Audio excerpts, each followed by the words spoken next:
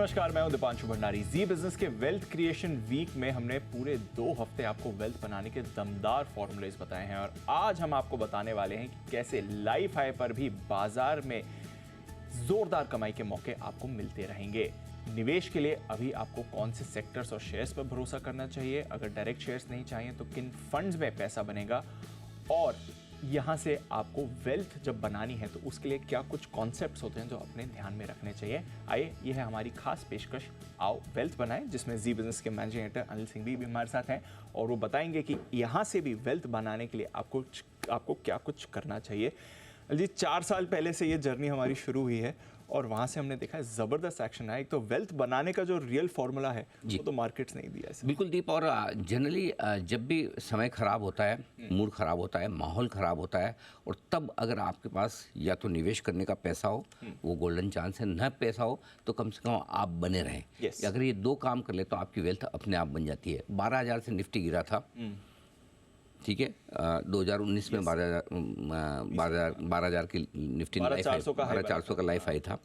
घटा के मार्च 2020 में आप आ गए 7,500 की निफ्टी पे, लेकिन आपको वापस आज 7,500 की निफ्टी 22,500, 3 गुना निफ्टी हो चुका है। 4 साल में 3 गुना। आज हम चौथी बरसी एनिवर्सरी जो कहना कह दे वो मनाना है। बिल्कुल। आज 22,500। तो खाली इंडेक्स में आपका इतना पैसा बनता है। अब मैं आपको कुछ डेटा बताना चाहता हूँ, उससे आपको अंदाज़ा लगेगा कि ख़राब समय, ये आइडियल डेटा है, नॉट नेसेसरी कि इतने रिटर्न बने ही, लेकिन इतने ना बने, कुछ तो बनेंगे, अच्छे बनेंगे। मार्च 2020 के बॉटम में अगर आपने पैसा लगाया तो अब तक का आपका रिटर्न 3 गुना हो चुका है, यानी कि 197%, 7,500 का 200% रिटर्न गिन लीजिए तो 22,500 हो जाता है ये। और पिछले 4 साल में हर साल कंपाउंडेड, आप एनुअली कंपाउंडेड करें तो 30% का रिटर्न आ रहा है। 30% का कंपाउंडेड रिटर्न किसी भी हिसाब से बहुत ज़्यादा होता है। यह सालों साल नहीं रहने वाला है, लेकिन पिछले 4 साल से ऐसा होता दिख रहा है। तो ये बहुत बड़ी चीज़ है जो पिछले 4 सालों में हुई है और आपको कमाई करके। बिल्कुल सर। तो अगर उस समय की गिरावट में आपने लमसम एक बड़ा पैसा बाजार में एक साथ जो पैसा लगाया जाता है ये हमने किया होता तो तब से अब तक किस तरह के रिटर्न्स आपका आ गए? देखिए, लमसम अगर आपने पैसा लगा लिया कि भाई अब मैं बहुत ही स्मार्ट हूँ और उस समय मेरे एकदम हिम्मत वाला आदमी ने लगा दिया 7,500 6,000 जो भी है। अगर उस समय आपने निफ्टी में 1 लाख रुपए लगाए तो आपके 2,82,000 रुपये, यानी कि लगभग 182% के रिटर्न होते हैं। बैंक निफ्टी अगर आपने उसने खरीदा होता तो आपके लगभग 175% के रिटर्न होते हैं। 1 लाख रुपए आपके 3.25 लाख रुपए हो गए। मिड कैप इंडेक्स ने गजब का प्रदर्शन किया है और 314% के रिटर्न दिया, यानी कि 1 लाख आपके हो गए 4,13,000 रुपये। और निफ्टी स्मॉल कैप में अगर आपने 1 लाख रुपए लगाए तो 4,28,000, इसके रिटर्न आए 328%। इससे आप अंदाजा लगा सकते हैं। तो कुछ केसेस में 4 गुना से ज़्यादा पैसा हुआ है और बाकी केसेस में दोनों में निफ्टी बैंक निफ्टी में लगभग 3 गुना आपका पैसा हुआ है। SIP शुरू की होती है, लगाई होती है उस समय तो बहुत बढ़िया। समझो आपने मार्च 20 में पहली SIP 10,000 की डाली, राइट, 10,000, 4 साल हो गए। 4 साल हो गए। 4 साल मतलब कितनी, 48 इंस्टॉलमेंट, 4,80,000। ये आपके सामने टेबल 4,80,000, ठीक है।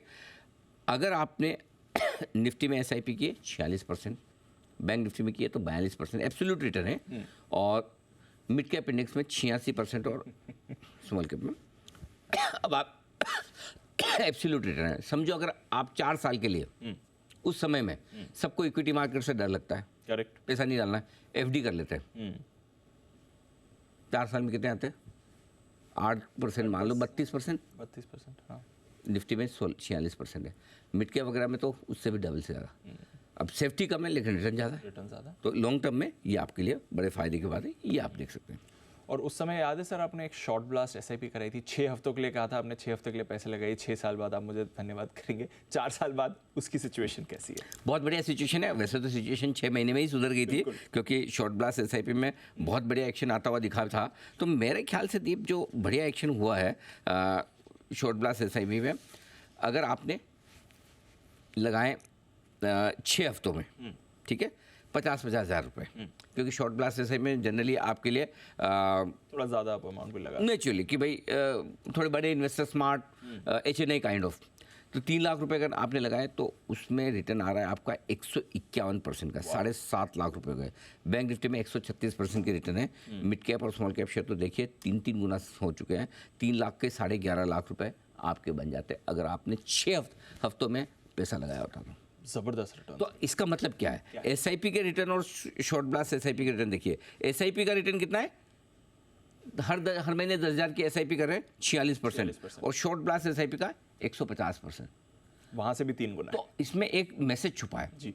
जब खराब हो मार्केट और मूड बहुत खराब हो तो तब आप SIP को टॉपअप करिए, हाँ। या एग्रेसिवली SIP ऐड करिए। एक आपकी डिसिप्लिन से चलने दीजिए। जैसे आपने बात कर रहे थे कि भाई मिड कैप स्मॉल कैप शेयरों में कोहराम है, 6 दिन की SIP कर लीजिए, यस बिल्कुल, 6 हफ्तों की कर लीजिए, जो आपको ठीक लगे। लेकिन जब खराब माहौल में आप SIP दबा के करेंगे ना तो पैसे भी बहुत बढ़िया बनेंगे। ये बड़ा एक लेसन है इसमें, जो खराब माहौल में ऐड करिए अपनी SIP, ऐड करिए, एग्रेसिवली करिए। हाँ, ताकि क्या है, अब आप ये तो नहीं पकड़ पाएंगे कहाँ से घूमेगा, लेकिन कम से कम आपकी एवरेज एंट्री तो हो गई। एग्जैक्टली। और एवरेज एंट्री आपकी बाकी जनरल जो एवरेज एंट्री होती है उससे कहीं बेहतर एवरेज पे हो गई, बिल्कुल हो गई, क्योंकि उस समय ज़्यादा खराब था। एग्जैक्टली। सो ये प्लानिंग करेंगे तो आप एक स्मार्ट इन्वेस्टर बनेंगे, स्मार्ट इन्वेस्टर। ये नई ट्रिक आपने सिखा दी है, ये ध्यान रखिएगा अगली बार। मैं तो फॉर्मूला काम कर रहा हूँ ना दीप, मार्च 2020 से कर रहा है, बिल्कुल। इसीलिए अपने खटखट कर जहाँ पे बहुत मूड माहौल ख़राब लगे वहाँ पे आपको बॉटम पकड़ने के बजाय शॉर्ट ब्लास्ट है। 4, 6, 8 इंस्टॉलमेंट डिसाइड कर लो उस समय कितना अनसर्टेन है। जितना अनसर्टेन कम हो उतनी SIP कम करो। अगर लग रहा है स्मार्ट है भाई 1-2 हफ्ते की बात है 4 ही कर लो, ज़्यादा थोड़ी तो 6 कर लो, डिपेंड्स। ठीक है, अब आते हैं बड़ी बात पर। तब तो मार्केट बॉटम पे थे, करेक्ट, आज मार्केट लाइफ हाई पर है। बिल्कुल। अब यहाँ से अगर पैसा बनाना है, क्या मौका दिखता है, क्या करना चाहिए? हाँ, आजकल माहौल ठीक है वैसे पैसा लगाने का, ठीक है, बढ़िया है। 2 हफ्ते पहले तो बाजार में हाँ, डर बना। लेकिन भाव है ना वो मार्च 2020 वाले है नहीं, लाइफ हाई पर है इस समय। प्रॉब्लम ये है माहौल ये वाला चाहिए, भाव वो वाले चाहिए। कॉम्बिनेशन तो मिलता नहीं। तो भाई साहब देखो ऐसा है कि अब मैं ये सोचूं मैं एक जनरेशन पहले पैदा हुआ था तो 1979 में जब सेंसेक्स 100 था, मैं उस वक्त पैसा लगा लेता तो मेरा 725 गुना से पैसा 45, आज मेरी 54 साल की 53 साल की उम्र है, तो मेरा तो 725 गुना हो जाता पैसा 45 साल में। बिल्कुल हो जाता। मैं क्या करूं, उसका कुछ नहीं हो सकता ना। जब हुआ था वो ऊपर वाले ने जब भेजा तब भेजा ना। सो आज की बात करेंगे, अगर आपने मिस कर दिया मार्च 2020, उसके बाद 21, 22, 23 और अब आप सोचें कि क्या करूं, तो आपके लिए कुछ बहुत इंटरेस्टिंग और काम की चीज़ें जो एक एक करके बताता हूँ, क्योंकि लाइफ हाई पे सबकी हिम्मत होती नहीं। बाजार लाइफ हाई पर है लेकिन सेंटीमेंट अभी भी लाइफ हाई जैसा नहीं है। वो एकदम अनाप शनाप तेजी, यूफोरिया, बबल, एकदम आज लो सुबह लो शाम को बेचो, आज लो कल बेचो, इस हफ्ते लो अगले हफ्ते बेचो, बढ़ेगा, वो सब सेटल हो गया। सो सेंटीमेंट लाइफ हाई जैसा नहीं, वो अच्छी बात है। सही बात है। मिड कैप स्मॉल कैप शेयरों में काफ़ी कुछ करेक्शन अच्छा आ चुका है और अच्छे लेवल पर आ चुके हैं। तीसरा, अगले कुछ सालों के लिए इकोनॉमी का आउटलुक तो आपका अच्छा है ही भाई। इकोनॉमी बढ़िया करेगी तभी आप अच्छा करेंगे, तभी कंपनी अच्छी करेगी। तो आउटलुक बेहद मजबूत है, इसमें कोई डाउट नहीं। चुनावी नतीजे, जब विधानसभा चुनाव के 3 राज्यों में सरकार आई थी बीजेपी की, उस समय लोकसभा चुनाव के नतीजों को डिस्काउंट करके ऑलरेडी बाजार भागा भी है। Correct sir. काफ़ी हद तक वो डिस्काउंट कर चुका है। यस। जो आम चुनाव होंगे उसके नतीजों को कुछ हद तक बाजार डिस्काउंट कर चुका है। तो अब इसमें एक पॉजिटिव क्या है? पॉजिटिव ये है कि आपको ये सर्टेनिटी है कि भाई सरकार यही आ रही है। लेकिन नेगेटिव क्या है? नेगेटिव है कि ये तो आ ही रही है लेकिन उससे पहले भाव भी तो वैसे हो गए। और दूसरा, अगर 370 या 400 की बात करें उससे कमाई तो 300 सीट के साथ भी सरकार बन जाएगी। सरकार बनने में प्रॉब्लम नहीं है, लेकिन क्या मार्केट चलेगा? ये सवाल आने चाहिए ना। बहुत सारे सवाल हैं। बहुत सारे सवाल है। तो उसका जवाब इस लाइन में जो आपकी स्क्रीन पर है। नतीजों के बाद भी बाजार में अगर किसी तरह का कोई करेक्शन आए तो थोड़े पैसे बचा के रखें। अच्छा, सारा पहले नहीं लगा देना। आपके रिस्क एपेटाइट पर रिस्क कितनी लेनी है? एकदम सेफ चलना चाहते हैं तो 50% पहले, 50 बाद में। थोड़ा एग्रेसिव ठीक ठाक मॉडरेट है 60%, बहुत एग्रेसिव 75%, 25% तो कैश रखना ही है इलेक्शन के बाद के लिए। अगर इलेक्शन के बाद किसी भी वजह से नीचे आए तो सारा पैसा अभी नहीं लगाकर थोड़ा हाथ में रख के मैं एवरेज करूंगा, तब भी लगाएंगे। प्रॉब्लम क्या, अगर अभी नहीं लगाएंगे और पता चला कि इलेक्शन के पहले 23,000 होगी निफ्टी और वहाँ से करेक्शन होकर 22,000 आ गया तो आपका क्या? कुछ नहीं ना। सही बात है। तब 25% आपका काम आ जाएगा। इसलिए नहीं लगाना ज़्यादा रिस्की है लगाने से पैसा लगा। लेकिन चूंकि रिजल्ट डिस्काउंटेड है कुछ हद तक प्राइस में, इसलिए आपको बचा के रखना है। अब आप सोचोगे इलेक्शन के रिजल्ट भी आ गए, ठीक है, सब कुछ हो गया, अब नया क्या? और अब अगर सीटें 400 आ गई, 370 आ गई तब तो ठीक, 300 325 आ गई तो क्या? और फिर तो नया ट्रिगर क्या, फिर क्यों चलेगा? सही बात है। फिर तो धीरे धीरे वही इकोनॉमी जब चलेगी ऐसा ऐसा नहीं, तब एक बड़ा ट्रिगर है, इसलिए मैं कह रहा हूँ अच्छा। कि पहले लगाना है, उसके बाद भी ट्रिगर है। उसके बाद भी एक बड़ा ट्रिगर नहीं है, बड़ा ट्रिगर है। ट्रिगर है। और इलेक्शन के बाद अगर मार्केट गिरेगा तो पक्का इसलिए लगाना है। उसका एक ट्रिगर, ये आखिरी लाइन बहुत काम की, बताइए। भारत और अमेरिका दोनों जगह ब्याज दरें घटना शुरू होंगी, हाँ, और अगली बड़ी तेजी वहां से बनेगी ब्याज दरों पर। तो अच्छा, ब्याज दरें तो कटना शुरू होंगी, अभी गारंटी नहीं कि एग्जैक्टली कब शुरू होंगी, तो फिर इस ऊंचाई पर ब्याज दरें हैं मार्केट के साथ साथ, तो फिर इस लेवल पर भी लगा सकते हैं पैसे? बहुत बढ़िया सवाल है। मैं आपको ब्याज दर और बाजार का कनेक्शन एक बार जल्दी से बताता हूँ। हमने पिछले 4 बार के एनालिसिस किए हैं ब्याज दरों के साइकिल को। ब्याज दरें बढ़ती है, टॉप पर पहुँच जाती है, और टॉप पर पहुँचने के बाद स्टेबल रहती है, जो अभी है। उसके बाद घटना शुरू करती है, घटना होने के बाद स्टेबल रहती है, और स्टेबल होने के बाद वापस बढ़ती है। जब ब्याज दरें टॉप पर पहुँचती है, स्टेबल रहती है, घटना शुरू होकर घटकर नीचे आ जाती है, इस पूरे पीरियड में ब्याज दरों के 4 हमने जो साइकिल देखे, उसमें सब में मार्केट ने बहुत तगड़ा रिटर्न दिया। आपके सामने देखो, Nifty 45%, bank Nifty 70, mid cap 65-66%। तो ब्याज दरें जब बढ़ना रुक जाए और स्टेबल हो, जो कि अभी है, राइट, घटना शुरू नहीं हुई है, अभी स्टेबल स्टेबल है, है। अभी भी पैसा लगाने का टाइम। ओ, सबसे बेस्ट टाइम क्या था मालूम है? फरवरी 2023, जब आखिरी हाइक आई आखिरी थी। हाइक आई थी, राइट। आखिरी हाइक से अगर आप पैसा लिए तो अभी कितने बन गए होते, बहुत बढ़िया आगे बने हैं। है ना? याद है? ये बने बिल्कुल। और मिड कैप स्मॉल कैप में तो कितने भर भर के बने। बिल्कुल 60। कोई बात नहीं, आपने मिस कर दिया, अभी भी आप स्टेबल है, अभी भी रेट कटना शुरू नहीं हुए। जब घटना और कटना शुरू होंगे तब भी पैसा बनेगा। सो ब्याज दरों का कनेक्शन ये है कि आप अभी भी खरीदिए, होल्ड करिए, दरें घटेंगी तो भी होल्ड करिए, और दरें घटना रुक जाए तब भी होल्ड करिए। जब दरें वापस बढ़ने के संकेत आए तब आपको प्रॉफिट बुक करके निकल जाना है। तो ब्याज दरों का ये बड़ा कनेक्शन है जिस पर आपको फोकस करना है। ब्याज दरों के घटने से अगला बड़ा ट्रिगर आएगा अमेरिका में। एक ही चीज़ हो सकती है उसमें, जब पहला कट आएगा तो उससे पहले मार्केट भाग सकते हैं। हो सकता है एक बार थोड़ी प्रॉफिट बुकिंग आए कि भाई आज चलो भाई, इस चीज़ का इंतजार 2 साल से कर रहे थे, कब ब्याज रहेंगे, घटना शुरू हुए, लेकिन कोई चिंता की बात नहीं, उसके बाद वापस बाजार बढ़ेंगे। सो ये आप ध्यान में रखिए, जब ब्याज दरों की आखिरी बढ़त होगी तब खरीदें, फटाफट ये लाइन्स आपके सामने आ जाएंगी। और अभी भी आप होल्ड करें, जब ब्याज दरें बढ़ना शुरू हो तब निकल जाए। ठीक है। अच्छा, ब्याज दरें घटना शुरू होने वाली हैं, तो फिर बताइए, हर जगह पैसा बनेगा या कुछ सेक्टर्स हैं जो ज़्यादा पैसा बना सकते देखो, हैं? मार्केट चलेगा तो वैसे तो पैसा लगभग सब जगह बनता है, लेकिन अपने वो सब जगह उससे क्या लेन देना, Correct. कहाँ ज़्यादा बनेगा, कहाँ ज़्यादा बनेगा। पहला, बैंक्स, क्योंकि रेट सेंसिटिव है ना, ब्याज दरें घटते बैंक्स के काम आसान हो जाता है। एक, वो जल्दी से पास ऑन करते हैं ना, घटाते जल्दी से नहीं है, बढ़ाते जल्दी से है, तो इनके मार्जिन बढ़ते हैं, लोन्स बढ़ते हैं। ठीक है, तो सबसे ज़्यादा बैंकिंग शेयर की परफॉर्मेंस आती है, और दूसरे नंबर पे मिड कैप शेयर चलते हैं। अच्छा। हाँ, बैंक्स और मिड कैप। इसके अलावा निफ्टी में पैसा बनता है और ऑटो में बनता है। निफ्टी ऑटो दोनों सेक्टर अच्छे पैसे बना के देते हैं, इनकी परफॉर्मेंस लगभग बराबर रहती है। सो क्या खरीदना है? बैंक्स और मिड कैप्स रेट्स पे। अच्छा, ये सब तो चलेंगे जब रेट्स कटेंगे। इस समय क्या पसंद आ रहा है सेक्टर के लिहाज से जहाँ पर निवेश किया जा सकता है?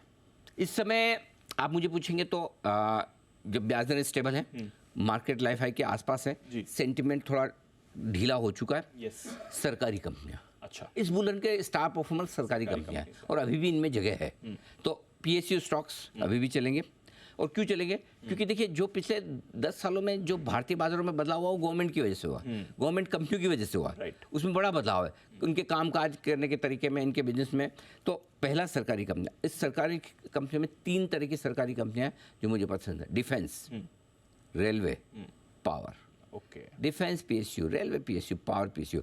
नो डाउट इसमें अगर कोई कंपनियां आपकी प्राइवेट सेक्टर की, वो भी जरूरी नहीं कि पावर मतलब आरईसी पीएससी चलेंगे, टाटा पावर नहीं चले, ऐसा नहीं। पावर कंपनियां सब चलेगी, लेकिन डिफेंस, रेलवे और पावर की कंपनियां, चाहे वो सरकारी हो चाहे प्राइवेट सेक्टर की हो, इस पर आपको फोकस करना है। नंबर 1। ठीक है। Market infrastructure stocks. आप ये बोलेंगे ये क्या है? ये क्या है?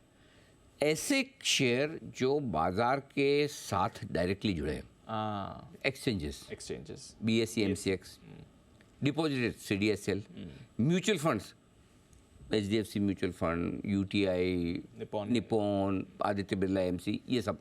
ठीक है, रजिस्ट्रार ट्रांसफर एजेंट्स 1-2 कैम्स वगैरह ये हैं। ब्रोकरेजेस, ढेर सारे ब्रोकर्स लिस्टेड है, मोतीलाल ओसवाल से लेके आपका जेएम से लेके ये सारे, इनमें आपको चूज करना है Right. आपको क्या पसंद है। Got it. वॉल्यूम्स बढ़ रहे हैं, नए इन्वेस्टर्स आ रहे हैं, डीमेट अकाउंट खुल रहे हैं, ट्रेडिंग अकाउंट खुल रहे हैं। आपको पता है एफएनओ का वॉल्यूम हमारा वर्ल्ड में हाईएस्ट हो गया, में हाईएस्ट है, पूरी दुनिया में। बिल्कुल। तो इनको तो सीधा सीधा फायदा है ना। करेक्ट। तो ये चलेंगे, ये बहुत बेहतरीन इस पे। इस साल की और पिछली दिवाली नवरात्रि से जो हमारी एक थीम रही है आईटी और फार्मा शेयर की, वो अब भी पसंद है। देखो आईटी फार्मा शेयर में पैसे अच्छे बना के दिए, तो अब हम सेलेक्टिव है, अब हर एक नहीं खरीदेंगे, अब सेलेक्टिवली खरीदेंगे। पसंद है लेकिन ऐसा अनाप शनाप नहीं, कुछ भी ले लो कुछ भी ले लो, ऐसा नहीं। अभी भी सबसे बढ़िया आपके लिए सरकारी कंपनियां, रेलवे, डिफेंस, पावर और मार्केट इंफ्रास्ट्रक्चर। ठीक है, कुछ नाम्स भी आएंगे इसमें? नाम अभी हमने दिए। आप वेल्थ क्रिएशन वीक में मैं थोड़े से एक बार जल्दी से आपको कुछ और नाम बता दूं जो हमें पसंद आए थे। जीएमआर एयरपोर्ट हमने दिया था जो 150 के बड़े टारगेट के लिए। बीएससी हमारा इवेंचुअली टारगेट 3,500 का है। मैनकाइंड फार्मा स्पेस में से हमने ये फार्मा कम एफएमजी साइड की ये दिखती है, जो 4,000 का टारगेट रखे हैं। इंडस टावर 300 टारगेट के तो बहुत नज़दीक आ गया, 350 का रख सकते हैं हम। महिंद्रा लाइफ हमें पसंद है, ये 1,500 रुपये तक के बड़े टारगेट के लिए खरीदना है 3 से 5 साल के लिए। शेयर इंडिया सिक्योरिटीज़ भी हमें अच्छा लगता है, 2,400 का लक्ष्य उसके लिए। जोमेटो हमारा ऑल टाइम फेवरेट है, जो अब तो जेफरी जैसे लोग भी 400 रुपये के टारगेट दे रहे हैं। CDSL यहाँ पर हमें लगता है अच्छे 2,800-3,000 तक के टारगेट इसके बन सकते हैं। सो दीप, इसमें सिंपल सी चीज़ है, 10% के फॉल पर आप इनमें SIP करिए। जब भी कोई किसी वजह से बड़ी गिरावट है, कहीं कोई ब्लॉक डील हो रही है, कहीं कुछ और हो रहा है, शांति से बैठ जाइए, ले लीजिए। ठीक है सर, डन। कुछ दिन पहले एक बड़ी पॉपुलर रिसर्च आपने करी थी, सोना या सेंसेक्स, जरा एक बार इसका भी रिकैप समझाइए, पैसा कहाँ बनेगा? हमने पिछले 45 साल के सोने और सेंसेक्स के हमने ये निकाले, 1979 से 2023-2024 तक के ये है। और इस दौरान सोने ने दिया है 722 गुना रिटर्न, 67 गुना, और सेंसेक्स ने 722 गुना। कैसे, क्यों 1979 में सेंसेक्स की शुरुआत हुई थी 100 से, आज 72,500 के आसपास से 725 गुना मान लीजिए स्ट्रेट। सोना उस समय 937 रुपये प्रति 10 ग्राम तोला था, आज 67,000 के आसपास है, तो 1000 से 67,000 गिन लीजिए, 67 टाइम। तो सोने के रिटर्न के मुकाबले में सेंसेक्स के रिटर्न बहुत बेहतर है, तो सेंसेक्स हमेशा आउट परफॉर्म करता हुआ है। लेकिन एक और इंटरेस्टिंग, अच्छा, और इसमें एक चीज़ और कि 1979 से अब तक सोने ने लगभग 16%, सेंसेक्स ने 16% कंपाउंडेड रिटर्न दिया है। और ये सेंसेक्स का रिटर्न है, इसमें डिविडेंड नहीं जुड़ा है, और फंड आपको इससे ज़्यादा दिए होंगे। सो आपको एक इंडिकेशन देने के लिए कि सोने के मुकाबले में लॉन्गर टर्म में सेंसेक्स यानी कि इक्विटी कहीं ज़्यादा बेहतर है। लेकिन एक चीज़ दीप जो और दिख रही है, सोने में जो रिटर्न आया वो सिर्फ 10% के और इसमें 16% के। आपको ये देखने में छोटा लगेगा, लेकिन जब आप 45 साल में कंपाउंडिंग करते हैं तो इसका फ़र्क कितना होता है, 67 टाइम से 725 टाइम। एग्जैक्टली। एक चीज़ जरूर है जो बताना होगा कि पिछले 10 सालों में वो बात नहीं रही। सोना नहीं, 20 साल में 2004 से 2024 तक सोना और सेंसेक्स बराबर रिटर्न 11 टाइम हुए। तो अब सोने ने पीछे से कैचअप किया है। तो ऐसी सिचुएशन में ये बिल्कुल भी ठीक नहीं कि आप 100% इक्विटी में भी पैसा लगाओ कि रिटर्न बोला। अब गोल्ड भी अच्छा रिटर्न दे रहा है, तो थोड़ा आपका 20% इन्वेस्टमेंट गोल्ड में हो सकता है, 15 से 20%। ज़्यादा इन्वेस्टमेंट आपका इक्विटी में होना चाहिए, थोड़ा बहुत डेट और अलग रियल एस्टेट वगैरह में रखें तो वो अलग बात है। ठीक है, और उसमें तो आजकल बहुत सारे विकल्प भी हैं, ETF हैं। चलिए, अब बताइए, इक्विटी में आपने डायरेक्ट इन्वेस्टमेंट की तो बात कर दी, अगर इक्विटी फंड्स में पैसा लगाना है तो आपको क्या पसंद है? देखिए, मुझे जो फंड्स पसंद है, इक्विटी फंड्स इस वक्त, वो 3 तरह के फंड्स पसंद है। सबसे ज़्यादा मुझे पसंद है funds flexi cap fund. Flexi cap fund वो है जिसमें आप पैसा डाल दीजिए, कितना पैसा लार्ज कैप में लगाना चाहिए इस वक्त, कितना स्मॉल कैप में, कितना मिड कैप में, क्या प्रोपोर्शन होना चाहिए, ये आप डिसाइड नहीं करोगे। अच्छा, फंड मैनेजर डिसाइड करेगा, जो आपसे मेरे से ज़्यादा समझदार है। करेक्ट। आप उसकी समझदारी से ही कुछ ध्यान में रख के तो उसको फीस दे रहे हो और पैसा दे रहे हो कि भाई तू लगा। Correct sir. तो फ्लेक्सी कैप फंड, जहाँ फंड मैनेजर को आज़ादी है कि large cap, mid cap, small cap में कैसे मूव करना है। क्लियर, पहला। दूसरा मल्टी कैप, ताकि आपको सिर्फ स्मॉल या मिड कैप या लार्ज कैप ही न रहे।